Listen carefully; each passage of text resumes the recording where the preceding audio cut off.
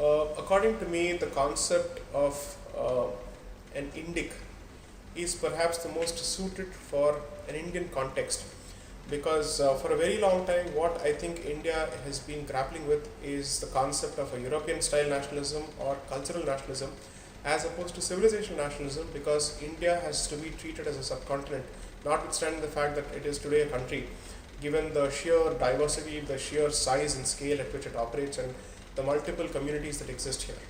So an Indic civilizational concept perhaps does more justice to a lot of issues that currently face us today, including the identity crisis and the identity politics that are played out on a daily basis.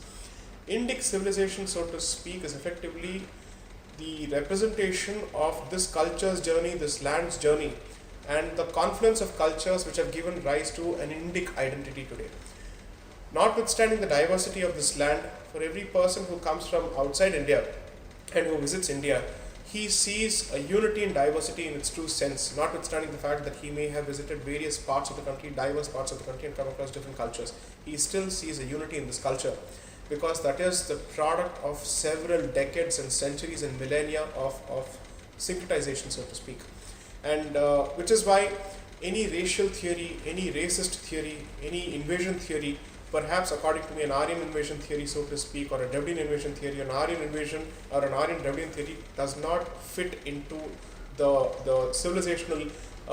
let's say, mindset and the civilizational narrative of this particular country. And an Indic narrative perhaps does greater justice to the ethos of this country, which are represented both in the constitution, recognized in the constitution, and in various arms of the government at this point of time, or the various arms of the state. This, I think, needs to be understood. So effectively what we are fighting for, or what we are struggling for at this point of time, is to protect the native culture of this land, and which is the product of multiple cultures. And we do not want a monochromatic view imposed on the land or its people.